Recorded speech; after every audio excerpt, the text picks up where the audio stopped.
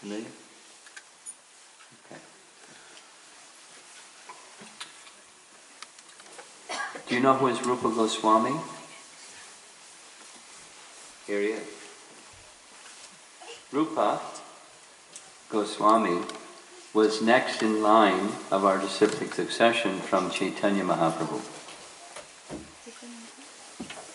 Chaitanya Mahaprabhu had many very elevated, awesome followers, disciples, contemporaries. Amongst them all, Rupa Goswami was most exalted. And Chaitanya Mahaprabhu twice said, I have given Rupa Goswami my full mercy. And that's a lot of mercy, because in our prayers, when you learn about offering your vegetarian food to Krishna, there's prayers to our founder Acharya, Srila Prabhupada, Guru, and Gauranga, and Krishna. And the prayer to Gauranga, or Lord Chaitanya, is Namo Mahabhadanyaya Krishna Prema Pradayate Krishnaya Krishna Chaitanya Namane Gauratushe Namaha. We say that he's the most, Prabhupada's translation, munificent. It's a nice word. It's even more than merciful. It's superlatively merciful. Munificent. And the fullness of that munificence was invested in Rupa Goswami. He had a big vessel, his heart. And he, Rupa Goswami, was instructed to take the teachings given to him by Chaitanya Mahaprabhu and write books that expand those teachings. And so he did. And some of the books were big, and some of the books were small.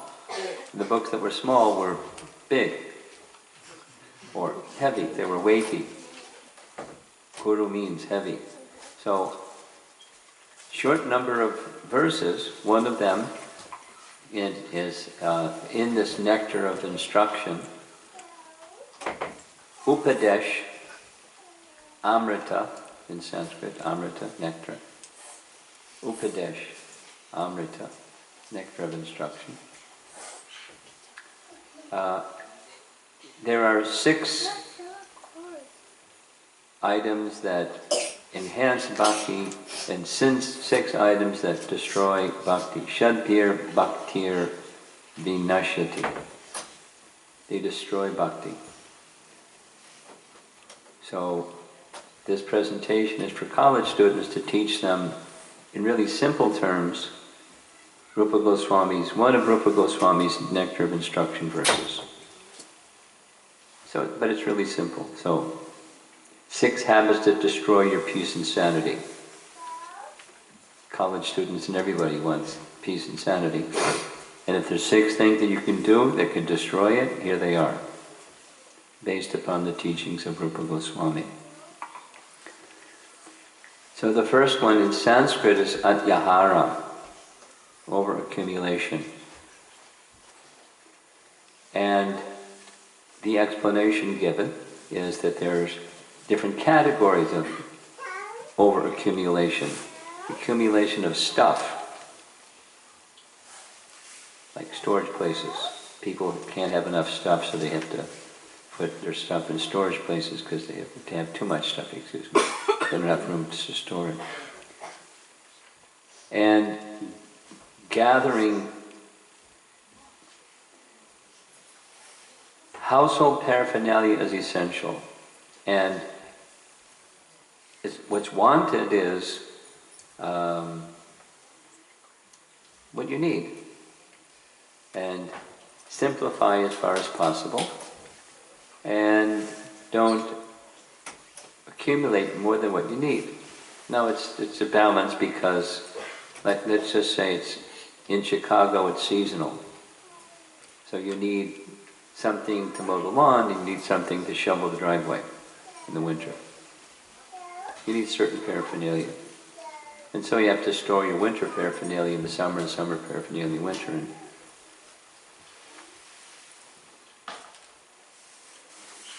But how many? I mean, to keep it really pointed, how many pair of shoes do you need?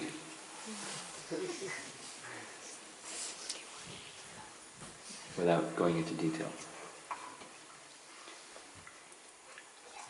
So, over-accumulation of material stuff is, it inhibits, it disturbs bhakti.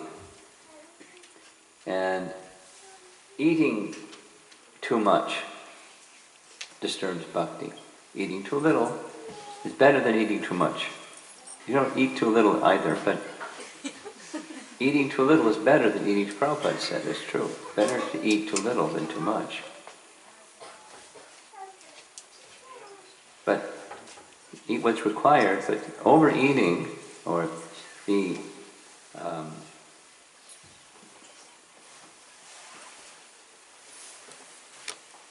there's a verse, another verse by Rupa Goswami in this Nectar of Devotion, keeping it simple, without the Sanskrit. God realization is not easy, but it's made possible when one can control the senses, starting with the tongue.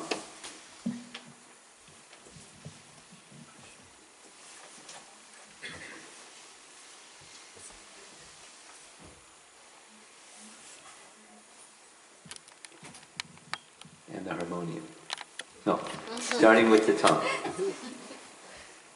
Jiva, the Sharira Avidya Jitendriya Tahika. Jiva Pidivya is the most difficult of all. The body is a network of senses, and they're very difficult to overcome or control, and most difficult is the tongue.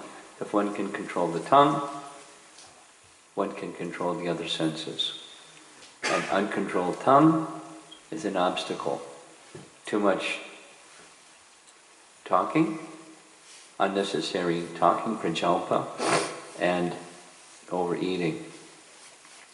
And Prabhupada wrote this Nectar of Instruction before the internet age, but even then, the information or data accumulation can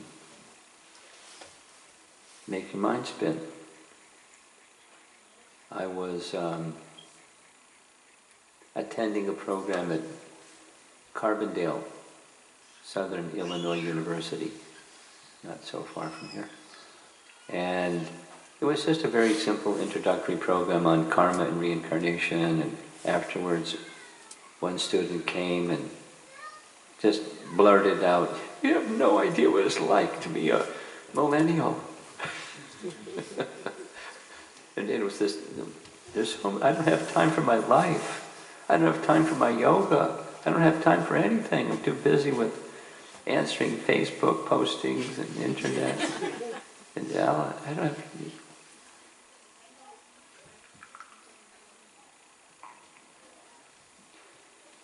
So I'm going to keep it simple because I want to do 2 parts. But these are categories of overaccumulation. Information is needed. Eating is needed. Having material stuff is needed. Overaccumulation is vinashati. It inhibits or even destroys bhakti. Okay, moving along. Over-endeavoring. According to Bhagavad Gita's teaching, it's one of the 5 factors of action.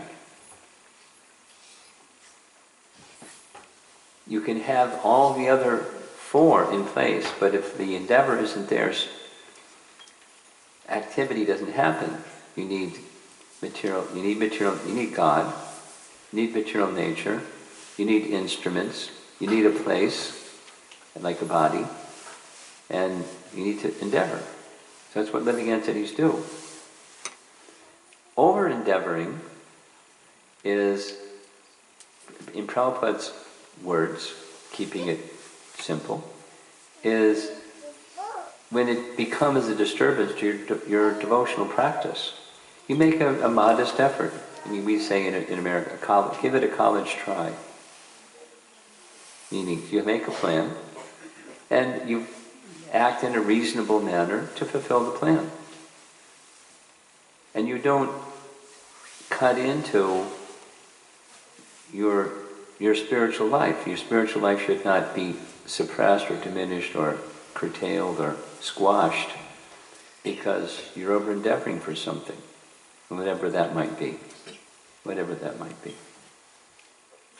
You think of so many applications, but endeavor, but not to the expense of your sanity, not at the expense of your core devotion. Say it the positive. Your core devotion takes precedence. And then whenever extra, Prabhupada said like this: health, sadhana, seva. Sometimes seva, or getting stuff done, compromises health and compromises sadhana. No good.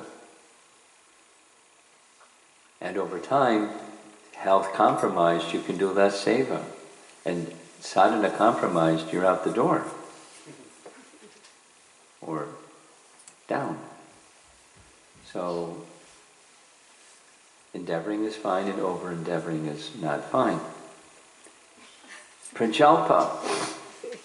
It's a nice image, isn't it? Prajalpa. So there's speech that's elevating. This is from chapter 17, Bhagavad Gita. Speech should be elevating. And speech that's not elevating, it's just that the sound vibration can be elevating or degrading. And mundane speech attracts the mind to mundane subjects, and bhakti becomes covered. So it's something that's to be avoided. Now, in practical terms, by the way, there's a sequel book to Rupa Goswami's The Six and the Six that elevate and six that destroy bhakti. He has a whole chapter on each one of those. So, for example, Bhaktivinoda Thakur was a householder. Not only he was a householder, he had 10 children. Not only was a householder with 10 children, but he was a high court judge. And he had social obligations because of being a high court judge. So he had to meet with all kinds of people as a householder, Vaishnava.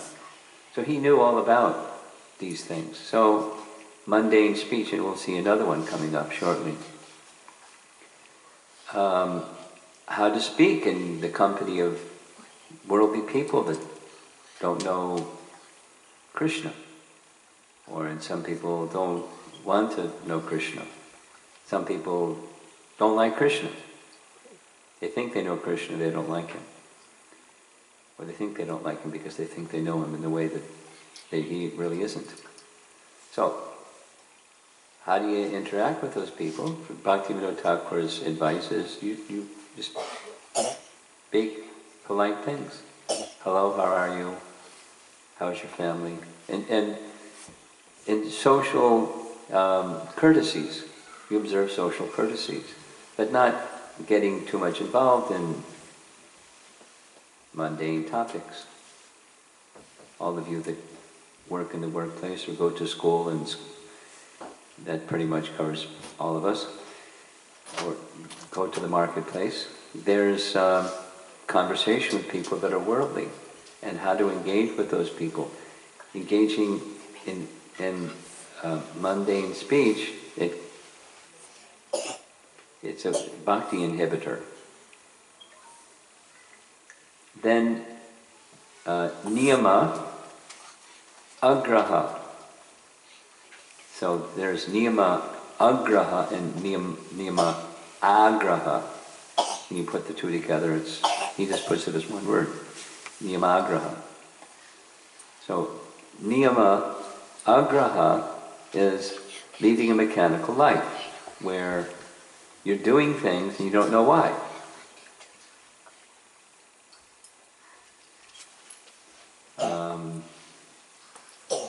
Mindlessness. So, mindfulness is an antidote, but mindful of what?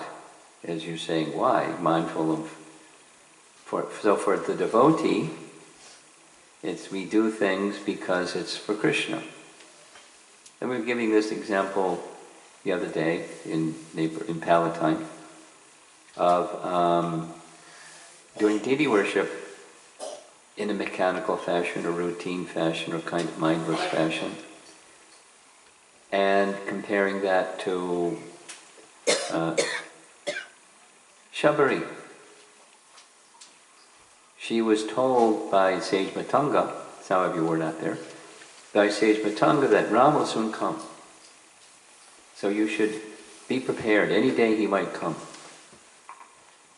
It's very nice. So he was going to leave. She wanted to leave. Leave means leave his body and enter into a fire, leaving his ashes behind and his soul going to a higher destination. She wanted to go also. She said, no, you stay here and serve Ram. So she didn't know when he was coming. But every day, it was her deity worship, so to speak. She made everything clean. She had a broom and all the pathways and around the cottage and everything. And the whole ashram was made clean. And she went and gathered edibles that would be offered to Ram if he came that day. And some flowers, and some berries, and some roots, and some whatever you find in the forest for edibles. And flowers for making a nice garland and for offering flowers to him.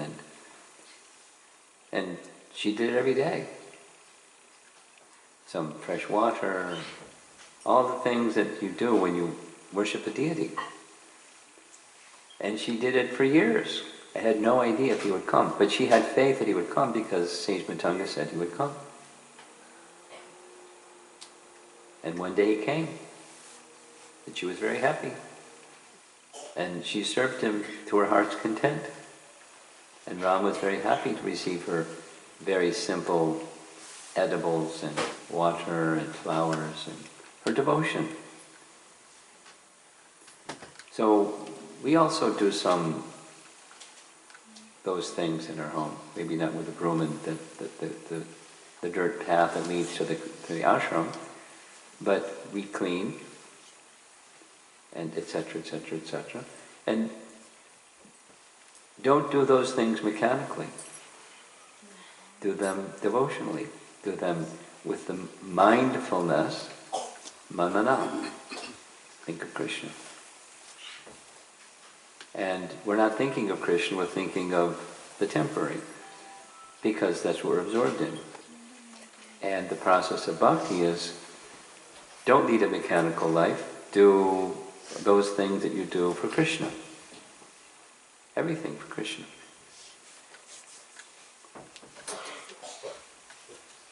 So, a feature of niyama agraha is wisdom is rejected.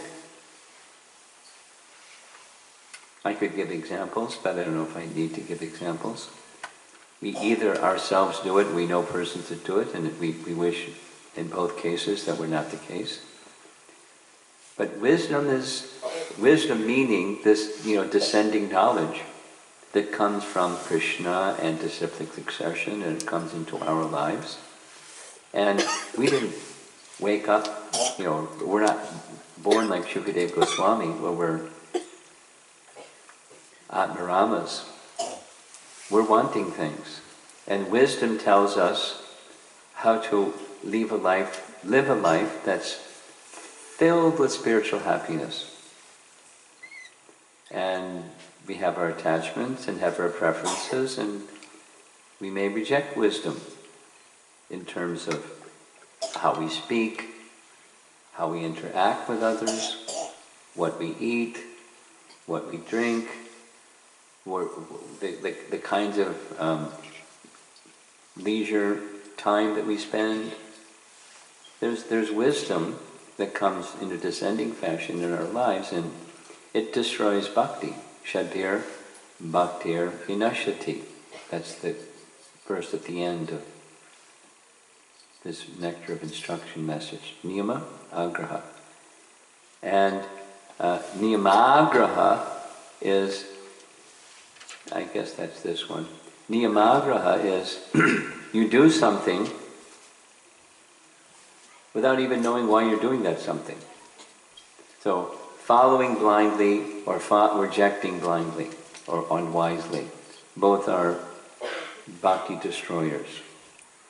And jana sangha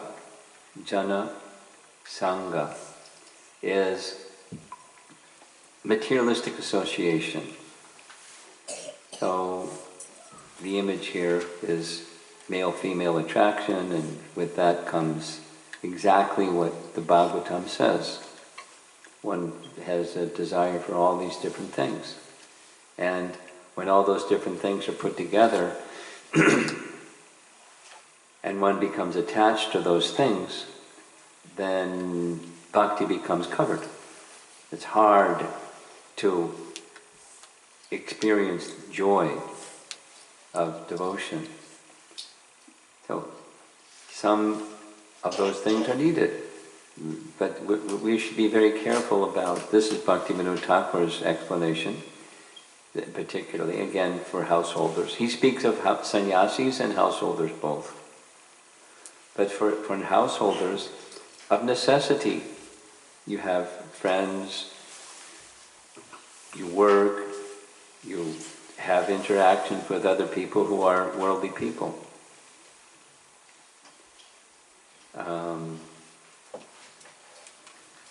I'll just share something that was a very nice experience, especially since he's not here, I can do it.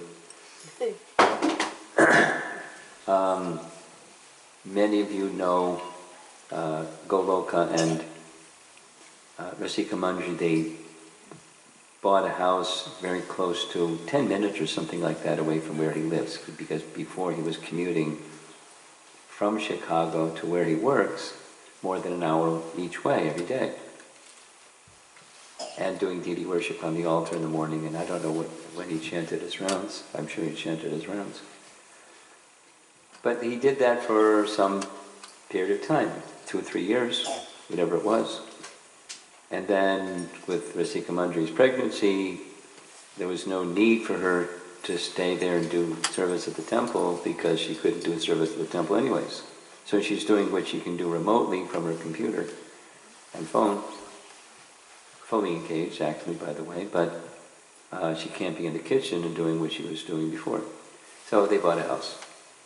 And I visited their house and I asked her, what's it like? Do you feel stranded out here in, Siberia, or what's it like? And they said, oh, we have so many people coming to visit us. And Rasika Mandri said it 4 times. Because in such a, you know how she is, she's got some energy behind her words. She said, people that my husband has worked with came here not just to kind of, be cordial, but she said they're actually friends. And then, they're actually friends. And then she went on to say, we don't have to buy any baby paraphernalia, because they bought all the baby paraphernalia. And I said, was it hand-me-downs or new? And she said, both. We have 2 of everything. And she didn't say 2 of everything. We have everything. And then she was describing the interactions with these families that know that he's a devotee.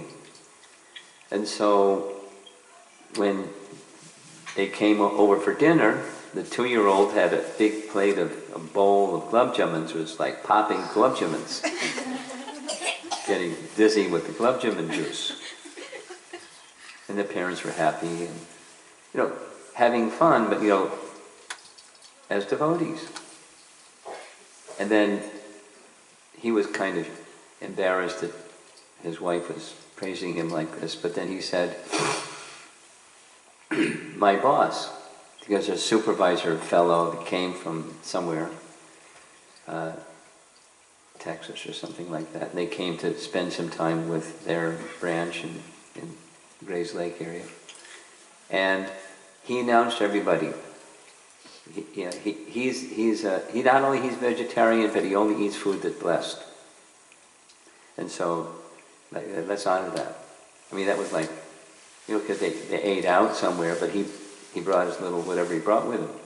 And it was not only like, okay, it was cool. And how did that happen? It happened because he had this materialistic association, but he gave association. He's a quiet fellow. He's not, an ostentatious kind of pushy, gregarious person. He's just, quiet, strong, respectable person. And over a period of time, 2 or 3 years, everyone gives him his bhakti space and lets him do what he does. Because he hasn't taken their association. I'm sure he's been cordial and friendly and nice, and all the things that Bhaktivinoda Thakur speaks about and how Grihastha should conduct. But over a period of time, they're not sadhakas. They're not reading Bhagavad Gita and rising from Mangalarti and stuff like that. But they're doing what Prabhupada said devotees in the world should do. Devotees in the world should conduct themselves in such a way people will appreciate. And that's spiritual benefit. It's the beginning of spiritual benefit. It's how to deal with materialistic people where you don't intimately associate with them, but you give Krishna conscious association. It's a challenge. Some people are more challenging than other people, but to deal with. But it's an advice. It doesn't matter. This isn't just for adults that go to workplace. This is for kids that go to school. And how do you deal with that situation?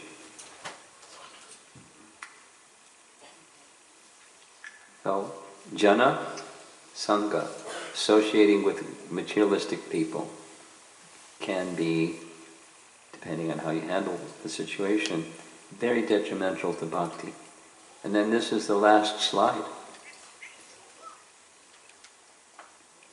Laulyam means greed. Now, there's a spiritual, Rupa Goswami teaches about spiritual greed and says it's good. And that spiritual greed is to be with Krishna, more or less. To restore one's, like an eagerness that's over the top. It's just not just mild, but it's good. Spiritual eagerness is good. But greed for the material side is very detrimental to bhakti. And they're connected.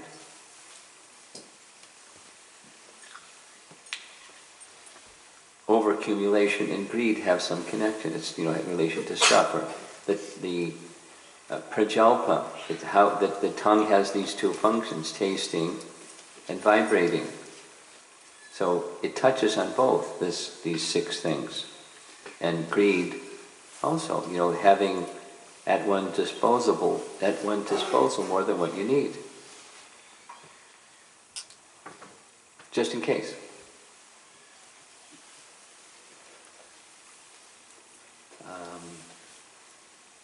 There's a devotee, he won't mind if I use his name, he lived with us together in the New York temple. He's now elsewhere, in Oklahoma or something like that. Ladini Shakti, nice devotee. And he knew he had a tendency to accumulate too much. So he had this spring ritual, spring cleaning, he called it. He'd take all this stuff, set it out in the middle of the floor, and kind of survey all the stuff. And then decide which stuff he could get rid of. And he could do without it. Be peaceful and do without it. And then give it to somebody that he felt could use it in Krishna service. or in some practical way. And then, put all the stuff back, and then in the course of the next year accumulate more stuff. Because he had that tendency, but he was regulating his tendency a little bit. And gradually got to the point where he understood, he knew it was detrimental, even before he read Rupa Goswami's Adyahara message, that he was, so this is just using this as an example of something that you can do to check yourself. I'll just give this example here, this prajalpa.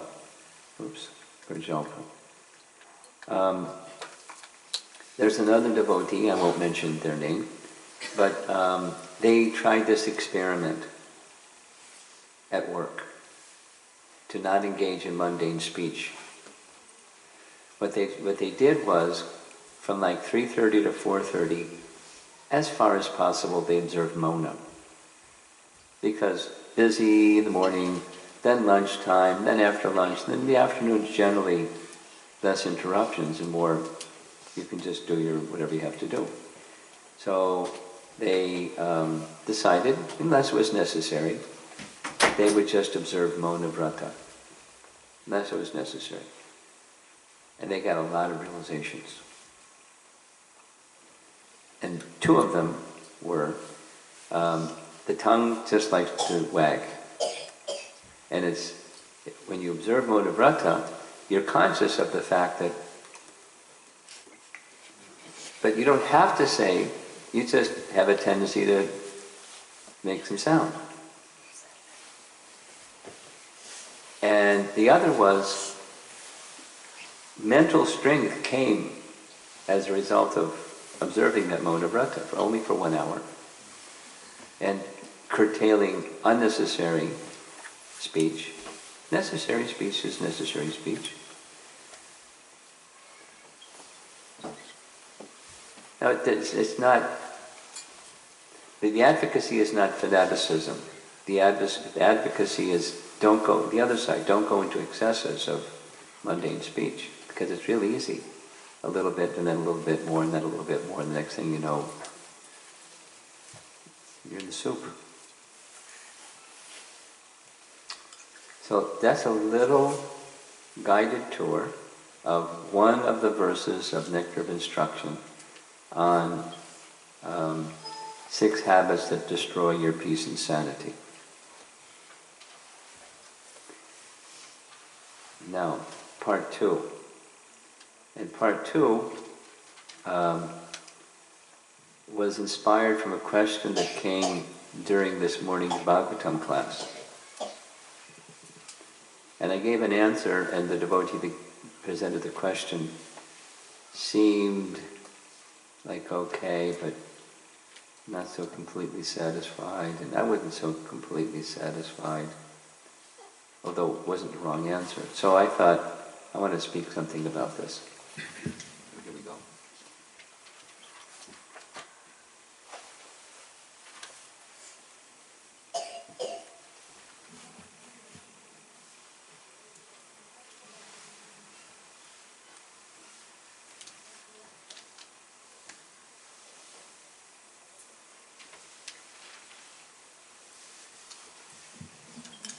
The question, we'll save the question for last. We'll lead up to that answer, respond to that question. That it is said that Krishna is unlimited. And unlimited means unlimited, and yet it is said that the spiritual world is 3/4 and the material world is 1/4 of everything. But how can you have 3/4 of unlimited? Questions clear? So we'll take other things that are of the spiritual realm, and what does Scripture say about measuring them? We'll start with the soul, or the Atma. And anyone that's heard Prabhupada's lectures or read his books, this phrase, Keshaga Shatabhagasya, you're familiar with? Just in folio, it's there 76 times. Many times in lectures, but in his books as well, many, many times. And the reference directly from scripture is found in Chaitanya Charitamrita, and Keshagra Shatabhagasha, the Jiva Sukshma is the size of the soul. And the size of the soul is 1/10,000th, the upper portion of a hair, or agra. Kesha, agra. Kesha means hair, and agra means tip. So Keshagra is the tip of a hair. And Shatabhagasha, when you take the tip of a hair and divide it into 10,000 parts. That's smaller than an atom, by the way. We'll see in just a moment what's the size of an atom. It's smaller than an atom. Now, how can you measure something that's of a spiritual dimension using material dimension? I think that's at the heart of the question. And the answer is you can't. It's just to give an idea of the minuteness of the soul. Because this last phrase, Sanketito, that is, the living entities are, Sankhya means to count, and Sanketito means too many to count. Sankhya Purvaka, Nama. The Goswamis, they would engage in chanting the name many, many times. So, numberless living entities, but they're all not matter, they're spirit. Chit Kana. And there's a very similar, almost identical phrase in Shvetashvatara Upanishad. Balagra Shatabhagasha is how it begins. And the translation reads, when the upper point of a hair is divided into 100 parts, and again each of such parts is further divided into 100 parts, each such part is the measurement of the division of the spirit soul. Now, this is Upanishad. Now, how can you measure something that's spiritual using yardsticks that are material? You can't. It doesn't work. It's just of a different realm. But to give us an idea of the minuteness, Svetashvatara Upanishad is giving this reference. Then the fact that the Paramatma and the Atma are smaller than the atom is found in Brahma Samhita. Some of you are familiar with this, text 35. Eko Pyasora Chayatam Jagadandakotim. I put in highlights this part. Adantarasta Paramanu Chayantarastam. And that part of the verse translates, all the universes exist in him, and he is present in his fullness in every one of the atoms that are scattered throughout the universe at one and the same time. Whoa. Anor aniyang samanusmaredyaha. He's bigger than the biggest and smaller than the smallest at the same time. All the universes are within him, and he is within every atom of every universe in his fullness at one and the same time. Now that's mystic power, because otherwise it's mathematically or three-dimensionally not possible. In terms of material reality, it's impossible. But for spiritual reality, it's possible because he can simultaneously be bigger than the biggest and smaller than the smallest. And if the Paramatma is there, question, if Paramatma is within every atom, is the Atma also within every atom? Or is the Atma with Paramatma, or is Paramatma alone? Paramatma is with the atom. Excuse me. The Atma is with the Paramatma. He's not alone. Interesting, isn't it? There's this nice description in Chaitanya Charitamrita, Antya-lila, where Lord Chaitanya is having a conversation with Haridas. And Lord Chaitanya is saying, Haridas, how are all the atheistic people to be delivered? And Haridas says, the chanting of the holy name. Because you've come to deliver the holy name, and atheistic people can deliver it and give scriptural references to sing. And then Chaitanya Mahaprabhu says, well, what about all the trees and plants and lower species of life? And Haridas says, they've already been delivered. And Lord Chaitanya says, Haridas, what are you talking about? Please consider.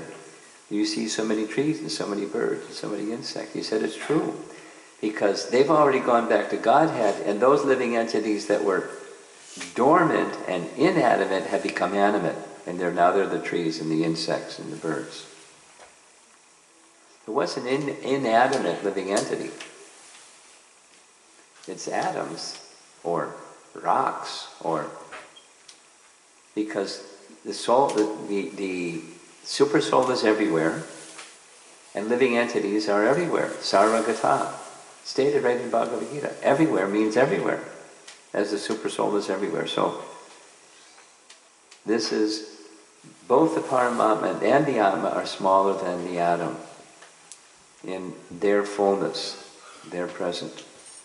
Brahma Samhita. So now what's an atom? I hope you don't mind. I wanted to respond to this question this morning in a more complete way. You can't measure spiritual things by material measurements. So in this verse, Paramanu, Parama, Anu, this Parama Anu refers to the atoms. So in his fullness, he's there within the atoms. And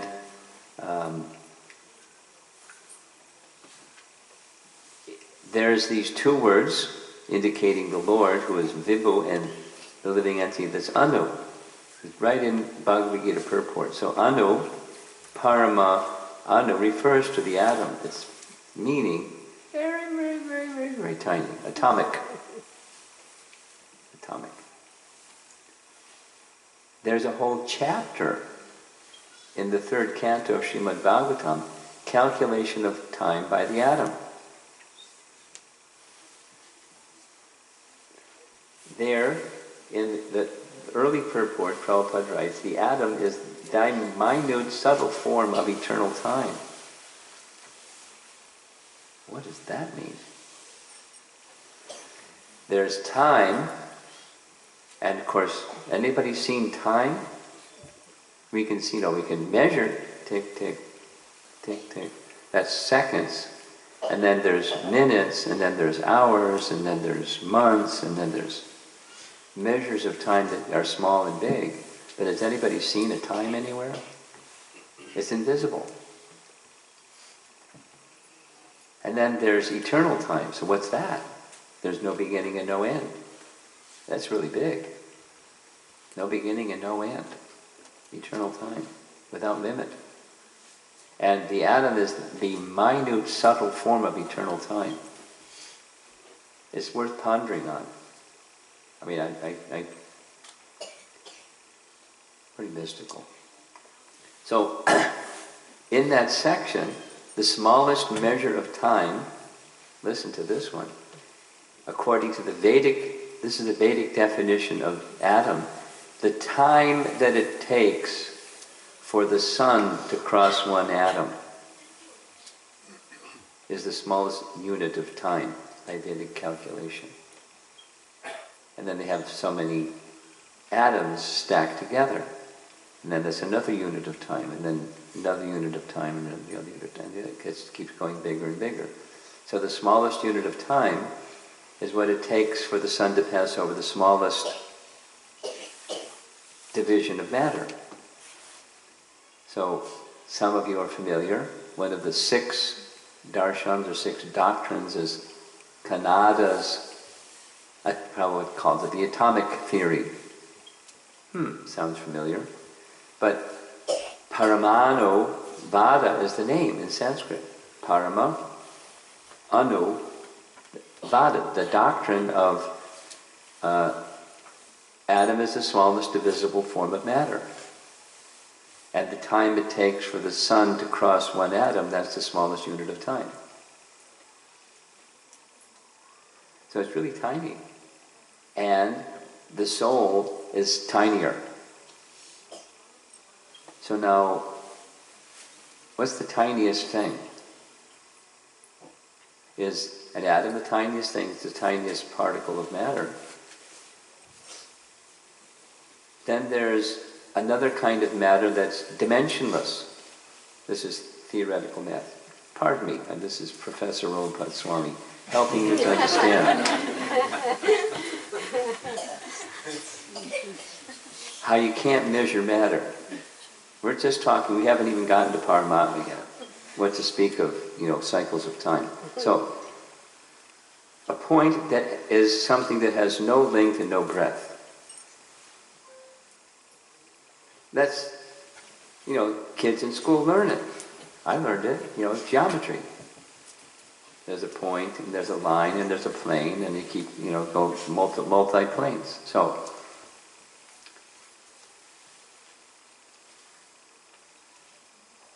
that which has no length and no breadth, that's got to be smaller than an atom, right?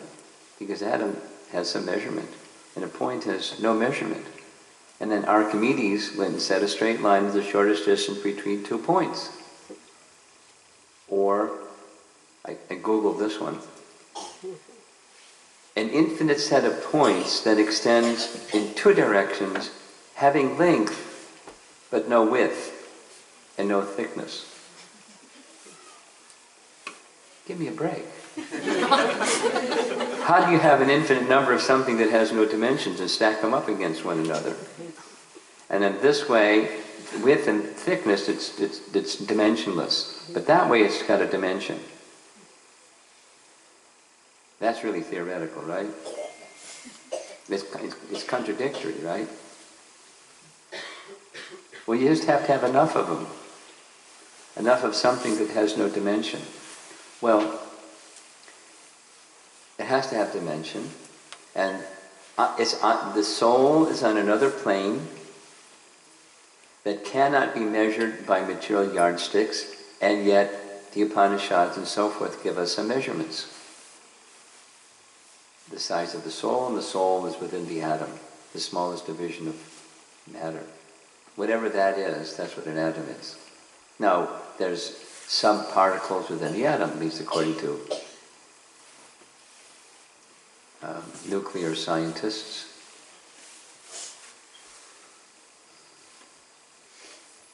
Smaller than that. Smaller and also more subtle. Okay, you ready for the next one? We're going to go next to Paramatma. Now, Paramatma is within the heart of every soul and within every atom. Yes? Yes? So, how big is the soul? It's smaller than an atom. And Paramatma is within the heart of the soul.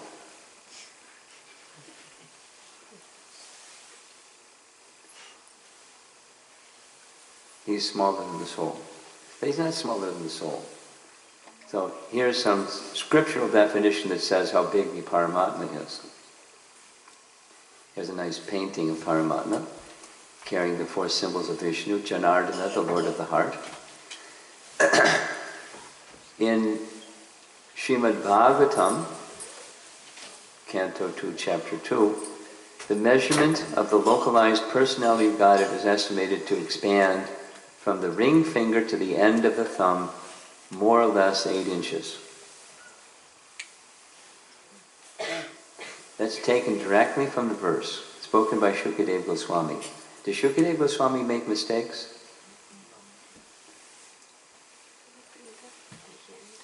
Here's from Shvetashvatara Upanishad. It's from 2 verses together describing the living entity, measuring the size of a thumb. The Purusha is always present as the Supersoul within the hearts of all living beings. So then, this reference is being made if you really like philosophy, or you really like to get puzzled by philosophy, either one. Read chapter 87 of Canto 10. Because chapter 87 of Canto 10 comes at the very end after Shukadeva Goswami has explained everything. Maharaj Parikshit is ready. My mind is fixed on the personality of Godhead. I'm ready for the snake bird or whatever's going to happen. I'm going to go to Krishna. My mind is fixed on Krishna. And then he asks the question, I have a doubt. What's that? How did we get here? Because you were using your tongue and I was using my ear, both of which are material. We got to a spiritual place. How'd that happen? Keeping it simple. And, it's a long chapter.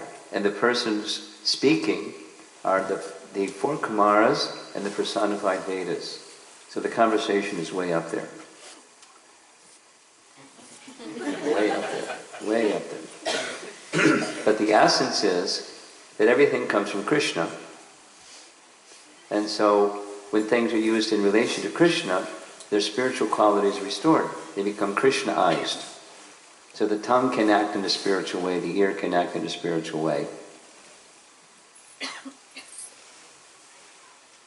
And so to say the Supersoul is measuring the size of a thumb, well, most thumbs are 8 inches, but when Prabhupada in this chapter 87 in Krishna book says, some people ask if the Supersoul is 8 inches or the size of a thumb, what about an ant? How big is a Supersoul? Kind of like dragging Supersoul around as he toddles around. And Prabhupada explains the thumb measurement of the Supersoul is imagined in proportion to the body of the living entity, or elsewhere it's said, because the heart is about the size of a thumb, therefore it's the size of a thumb.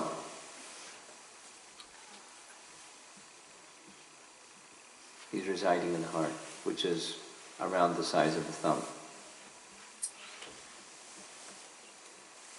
It's to give us some idea. So it's not like ants have smaller sized super souls. And then elephants have really big ones. And humans have, medium ones. It's of a spiritual dimension, but to give us an idea. That's on this topic. And now back to the question that came from this morning. The spiritual realm is 3/4, material creation is 1/4. The painting is showing there's Krishna in the spiritual world. Down here is the cloud of the material energy, the Mahatattva, and Mahavishnu is reclining in the causal ocean within that field of the material energy and emanating from him are so many universes. So beyond the cloud down here, there's the spiritual realm. And the material realm is just 1/4 portion. This idea is taken directly from Purusha Sukta. It's not, creative writing. It's the Purusha Sukta of the Rig Veda. This is the same image of Mahavishnu is presented here.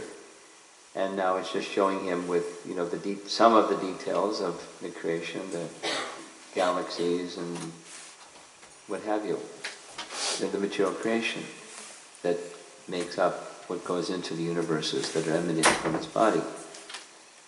So here's the two verses, and if you're interested, it's detailed in Chaitanya Bhagavat with translations by Bhaktisiddhanta.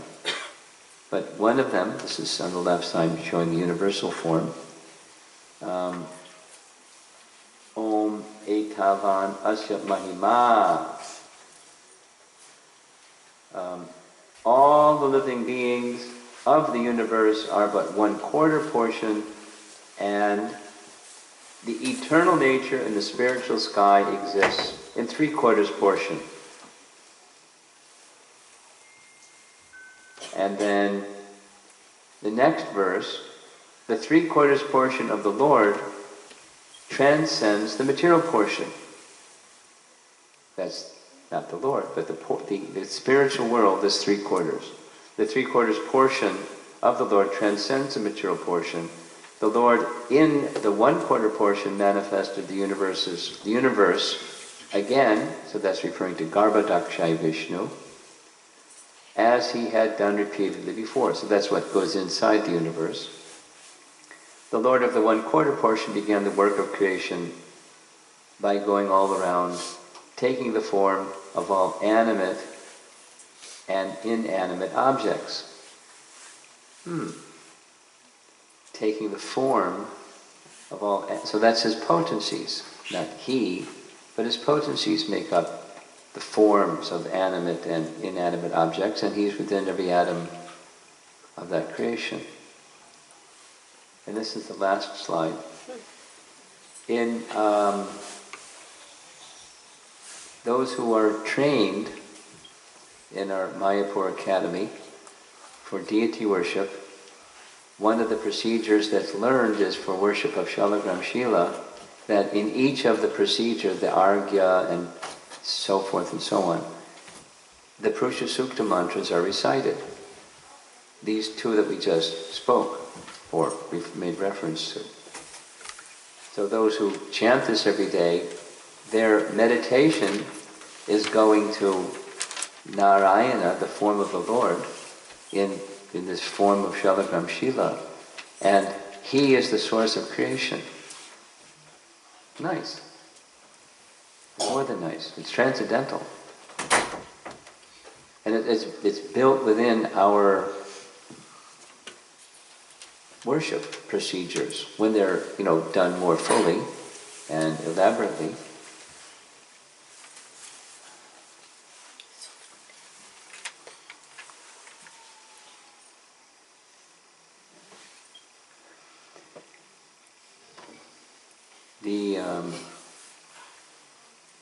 One of these days they'll publish the GBC resolutions. One of the ones that was discussed was the global deity worship minister.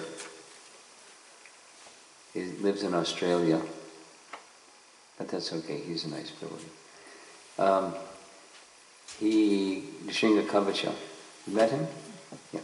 So Nrsinga Kavacha advocated, and it was approved, that any new deity installation that occurs, and I don't know if it's going to have to happen here or not, because you may be grandfathered in because you already got permission, but at least one devotee, one pujari, has to have completed that 4-month course. So they can know all these procedures. So at least the devotees will know what the standards are.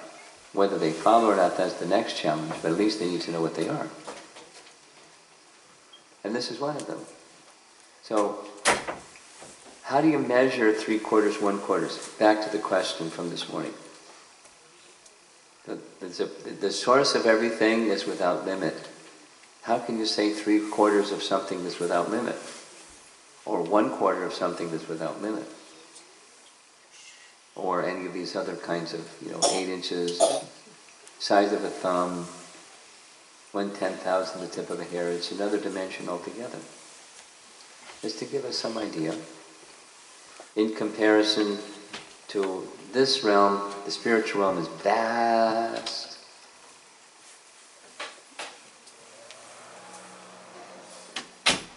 what's his name, Stephen Hawkins, the fellow that just died. Yeah. One of the things he was speaking about was, multiple universes, theoretical. But there's multiple universes. How big is the universe? And how big is multiple universes in this 1/4 portion? How many universes are there? We say unlimited. Unlimited in that sense it's finite, but too many to count. That's one way of saying what unlimited is. But the spiritual world is absolutely unlimited.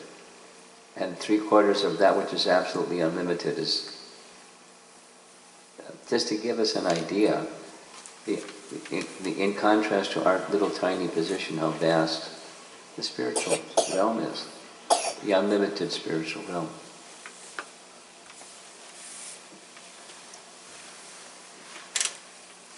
Okay, I'm done. Any confusion?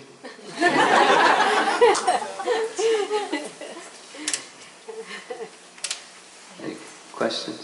I have some. Yeah. I just was kind of wanting to know about this parallel realms, and there is this about Madhvacharya going to the Himalayas, and from there he went into that other Yes. place. It's real. When we say that parallel realm, is it within the? I mean, that seems to be like a different type of it. It's not. Is it within the material universe, or is it in another spiritual area? I've never been there. That the way it is described, It's a subtle material realm. My understanding is it's a subtle material realm. Where Vyasadeva was residing was a subtle material realm.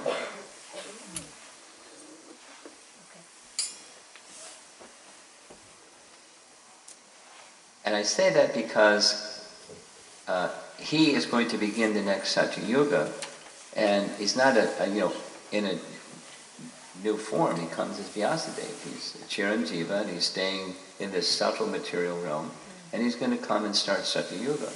After Kalki finishes everything, he's going to descend and start the next Satya Yuga, and the entourage that's with him. So it's a subtle material. He'll descend from that subtle material realm for some service.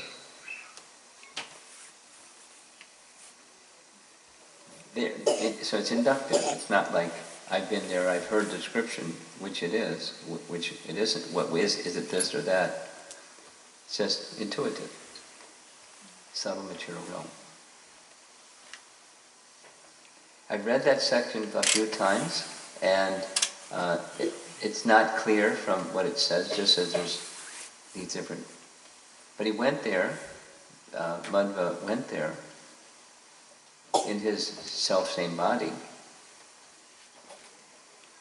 It wasn't wasn't Krishna Loka or Vaikuntha Loka, it was something else.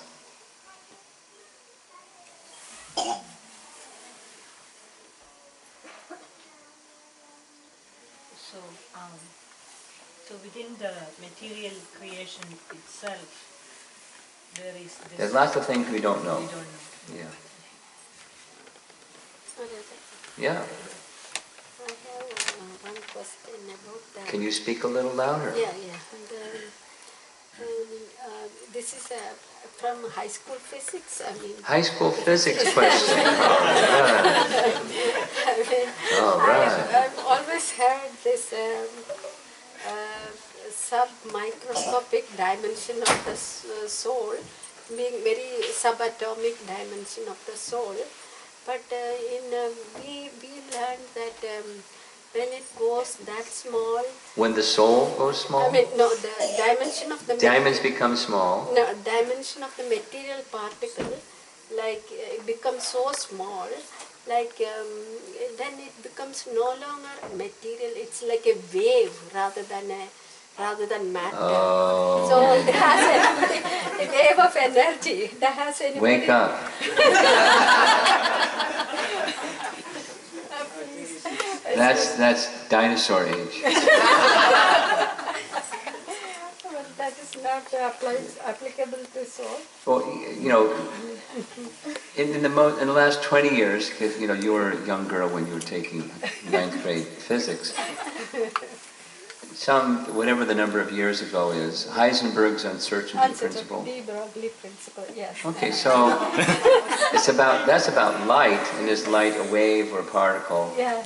Okay, so, and they're still, talking about it, the different theories.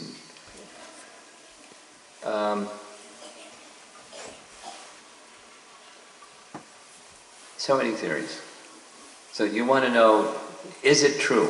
Yeah. That's what you want to know. Yeah, the soul is simply energy. No. That a good enough answer? It's not subtle matter. It's in another dimension altogether. Okay.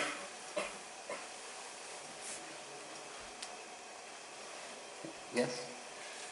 Hare Krishna. So, Volume? yeah. Like as I understood, you said the super soul is within the soul. Super soul? Yeah. Yeah. So I was trying to connect it with the Shvetashvatar Upanishad example of two birds. So until now I was thinking they are two separate entities inside the heart, and I couldn't. That's okay. Two separate entities within the heart doesn't change the other one. So one is eating the fruits and one is just... and they're both in the heart. The super So whether this bird is next to that bird, or this bird is inside that bird.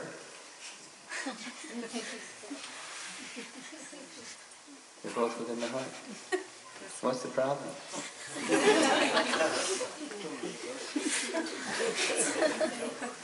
Yes. How do we understand heart of the soul? How do we have that's super soul? Through bhakti you can understand the Krishna. He's the heart of the soul. Otherwise, your mind can't encompass. Mind can't get around that one. So like when we say like we have to do it from the heart, so that heart means the heart of the soul, or this actual heart what we have? It means different things depending upon the use. Language depends upon usage. It can mean different things depending upon usage. If you try to put it in a box and close the lid and lock it up, you won't. They'll find some other references that don't work for that one. So it has multiple. Hare Krishna, Guru Maharaj. So going back to your first presentation, Okay. about 6 things that destroy bhakti. Yeah. So don't accumulate, Don't over-accumulate. over-accumulate. So all these principles are like, so what happens to the innovation, the big industries, all the industrialization, all that? It's a bhakti destroyer.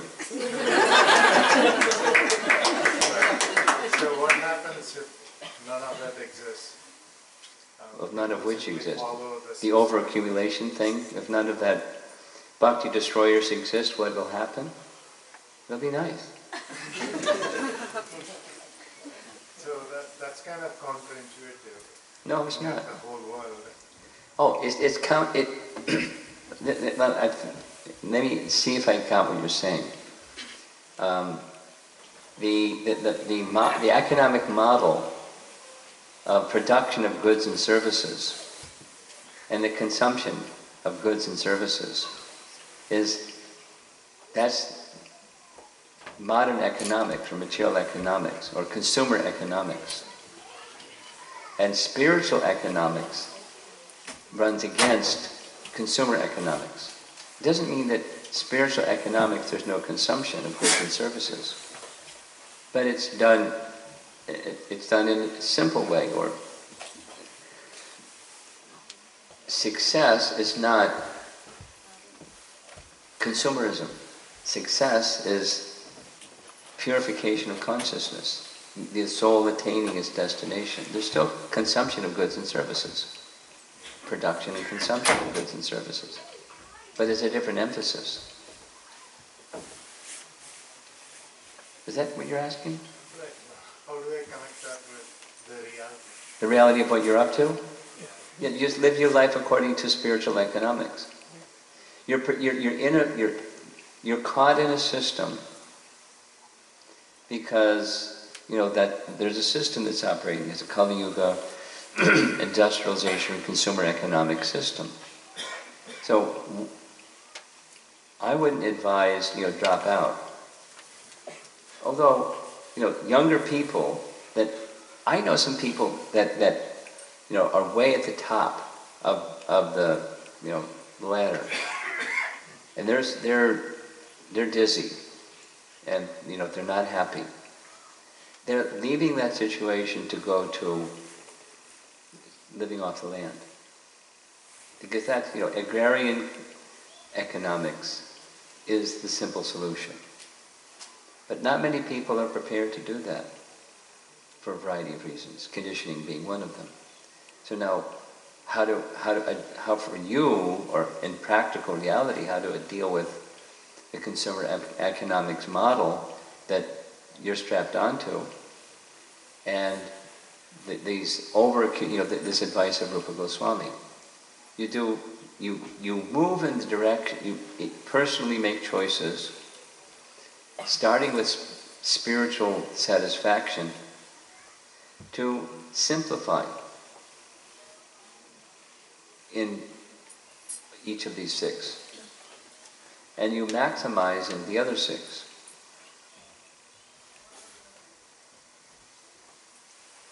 Just like the material association. You go to work and the people there, they don't have the spiritual economics model in mind. Now, how do you deal with that? So that there's an art, but it depends on the bhakti that's within you, how you do that, and then how you speak, prajalpa, etc. Just as your bhakti increases, the other decreases. You're trying inside to cultivate bhakti and being mindful of what's outside this way and that way.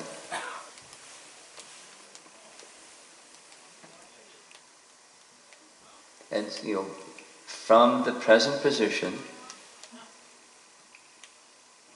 increase on the spiritual side and decrease on the material side. And certain things are just like you don't cross the line, because they're not just detrimental to bhakti. They're sinful. So there's certain things we just don't do.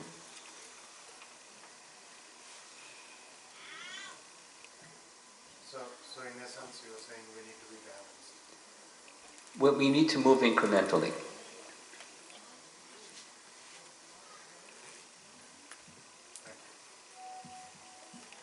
Nirantra. So we are part of the gigantic super soul. We're part of the gigantic super soul. So Not exactly, but we're emanations from. But go ahead. yes, because it's so small and it's just large and it's just small. Saying part of, one can think, But we are part and parcel of God. Okay, there we go. It's almost the same thing. Almost. Almost. Yes. So we cannot measure air or see air, but we can feel it. Mm-hmm. No matter a tornado, you don't see it. But because the whirlwind is blowing up so many articles, you can see it. So the individual soul, the smallest of the smallest of the smallest of the smallest, and it floats. Yeah, you can't see it for You sure. cannot see, but it floated. Very good. Okay. Yeah. The example that you gave is exactly, he doesn't use tornado, but Shukadeva Goswami uses exactly the same example of the invisible nature, the avyakta nature of the Supreme, but we can detect his presence. Anyway, Yes, that's exactly what your point is. It's just like you say that the sky is cloudy, but the sky is not cloudy. There's clouds in the sky, but the sky is colorless, odorless, tasteless. we say the air is dusty, but the air, or the sky is blue. The sky is not blue. So it appears to the eye, but it's so similarly, but we can detect. It's exactly your point. Yes. Maharaj, referring to the Brahma Samhita shloka, in that verse it says the word fullest, manifested fullest. Is that refers to the quantity or quality? Quantity. If it is quantity, then the next slide itself says it's Paramanu. So how is it like we all know that this is expanded within? Is this the one you're referring to? Yeah. Yeah, fullness. His fullness. He's present in his fullness in everyone. So fullness. He's present in his fullness. So your question is what? My question is, if Lord is present in his fullness in everyone, at the same time we are calling living entities only part and parcel of Krishna. So What's the problem? one side it is fullness, one side So it is... this is speaking of Govinda and his plenary expansion is present in his fullness.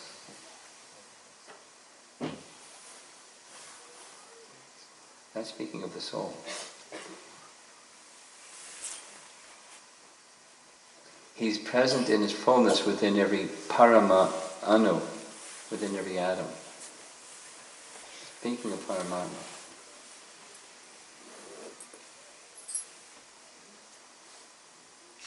Got it? Or no? What's the problem? Say it again in a different language. His expansions, like his expansions. Krishna is in full, and even his expansions Are also, full. like up to 90% all the Yeah, Vishnu okay, Tattvas. fine. And Fine. Lord Rama and Okay. Narsingadeva are the Fine, close. right. Sadashvarya Purna. Got Yeah. it. So here, when he's in everyone's heart as Paramatma, how is it that he's in fullness? That's what I was asking. Meaning, are you referring to the Paramatma feature doesn't have all the qualities that Krishna has? There's 4 qualities that Krishna has that Paramatma doesn't have. So how can you say fullness? Is that what you're referring to? Okay. I'm glad you're clear about your question. Well, plenary expansion, or in his fullness, those are English terminologies. It's Vishnu Tattva, in the same category, Vishnu Tattva. Now, if you're Chaitanya Mahaprabhu, or if you're Rupa Goswami, Yam Shama Sundaram Achincha Guna Sarupam, you'll see Shama Sundar, Govinda. That's depending upon bhakti. So when bhakti is weak, say, you're Ravana.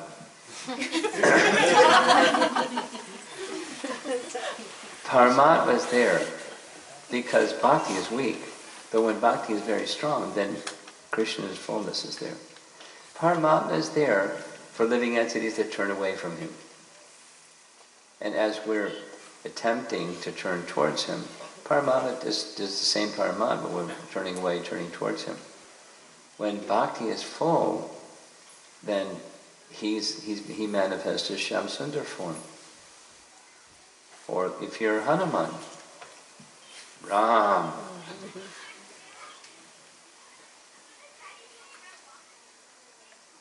Not four-arm Paramatma. Ram. Okay? Reciprocating with the bhakti of Hanuman, or the bhakta. He discloses himself according to the devotion, or how the regard that others have for him. Correct? Yes. So I'm trying to She's the troublemaker this morning. So is it atom means atom? Is it compared to the Atma? An atom is material and the Atma is not material. So what is the proportion of we are all part and parcel of Krishna. So Yes. what is the proportion of our Tiny. Atma, tiny jiva souls to the Supreme Soul? We're tinier than the Parama Anu. We're tinier than the atom. Like the material realm is 1/3 and spiritual is 2/3. 3/4, 1/4. So in this, where do we fall, like the proportion to the Supreme and to the... It's just you're asking the same question you asked this morning. That was Shiva. Oh, I'm sorry. It was your question this morning. Okay. So So it's the same thing? is it the same thing? No, because these are just to give us the whole thing that I just went through was to say you can't really measure something spiritual by a material yardstick. Yes. You said when you said come, it is the proportion, the size is... It's just to give us some idea of the size of the heart. So I'm trying to understand if we are separating material and spiritual, so how is it we can understand about when we are part and parcel of Krishna? So what is the proportionate to our this? Just to understand the idea. What it means. Or is it If you can articulate your question really clear, I'm listening carefully, and it's not really clear what you're unclear about. And I'd be happy to try to clarify as long as your question is clear. Does anybody else understand what she's trying to say? So like if I take an example of a ocean. Okay, and the drop. And then I'm a drop. So the jiva is totally spiritual. The jiva is always, Spiritual. in all circumstances, totally spiritual. Even jiva's in a giraffe or a mosquito. Totally spiritual.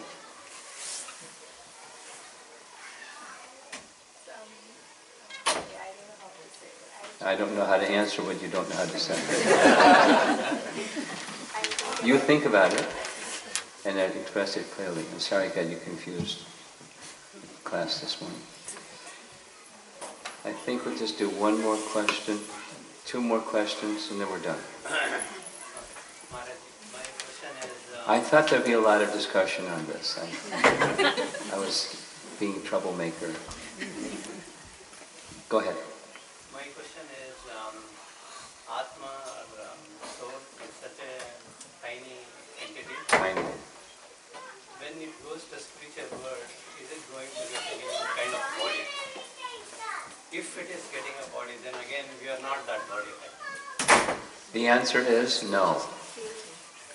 The answer, instead of get a body, is the spiritual body manifests.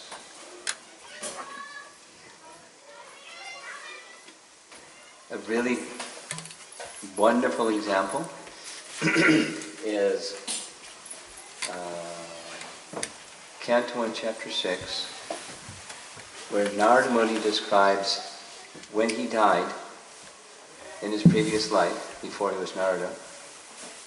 He was practicing according to the teaching from the Bhaktivedantas, and as lightning and illumination occurs simultaneously, not lightning and thunder, but lightning and illumination occurs simultaneously, his spiritual form manifests.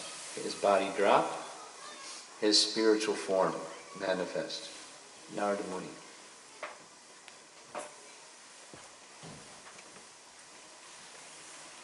So that spiritual form is... The soul manifests its full variegatedness of spiritual form. So we don't consider that as a body? It is a body, but it's not manifest. You take on a body, it's that which was dormant becomes manifest. It's fully spiritual.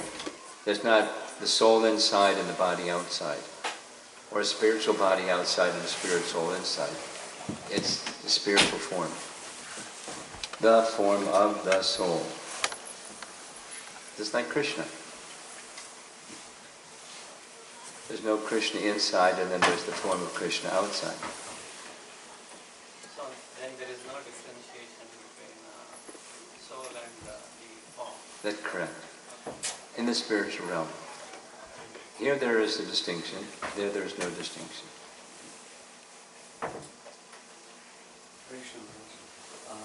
I'm trying to understand the concept of super soul in connection to Chaitanya Charitamrita, where since last time where Advaitacharya is trying to understand, and he used the example of the super soul in the parts of water and the reflection of the super soul in the parts of water. Okay. So, is that in context with the material creation, or is it again in connection with the living entity in the karma? Because if the living entities are eternal, that means the Paramatma is always there with them. But then he talks about the super entering in the form of reflection. I'm trying to understand that. I'm not sure what your question is, but the form of, the metaphor of the sun shining on so many water pots is to give us the understanding that it's one Paramatma, as there's one sun.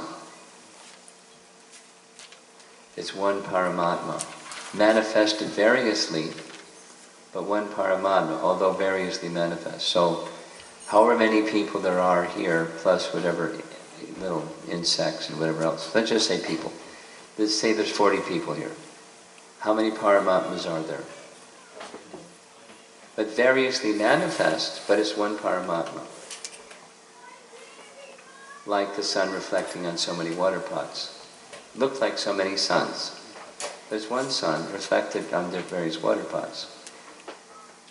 With metaphor, any metaphor is as good as the elements that are similar, and there's always going to be something dissimilar. So a dissimilar factor is a reflection isn't the same as the object. However, in the case of Paramatma, it's the same Paramatma. It's not a reflection of, it's Paramatma. It's the same Paramatma in everyone's heart, variously manifest. No problem. I was confused with the reflection being of the sun instead of, so when Krishna was having lunch with the cowherd boys, he manifested as many Krishnas as there were cowherd boys. And each cowherd boy was thinking, Krishna is so attached to me, he's just looking at me. And each of the cowherd boys was thinking like that. Because there were so many Krishnas. There were so many Krishnas in the rasa dance. Or when he went to visit, what was the king's name? Towards the end of the 10th canto.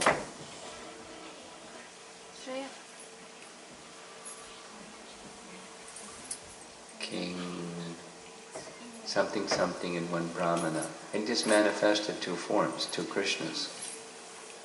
Or when he enters into the assembly house in Dwarka, all the 16,000 Krishnas become one Krishna. And then when he leaves the assembly house, they manifest 16,000 Krishnas and go back to each palace.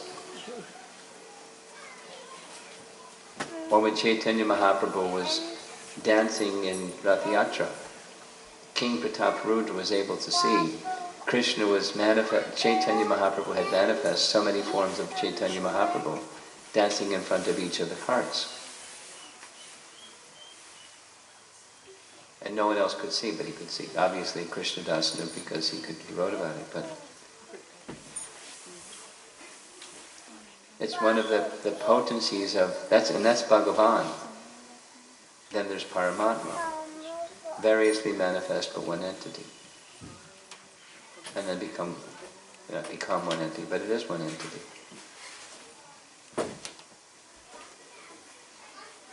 Okay. Well, delightful evening together. And I have some Mahaprasada, believe it or not. And for those of you that are newer and don't know at all about what everyone else has heard 20 times already, I have some flash drives of our visits to Ayodhya and Dwarka, and the Katha and the Kirtan and the pictures of the places we visited. They're on these, and I can make them available. There's a donation, and if you're interested, come up afterwards and we'll fill you in. Won't take anybody's time with this. Srila Prabhupada ki jai.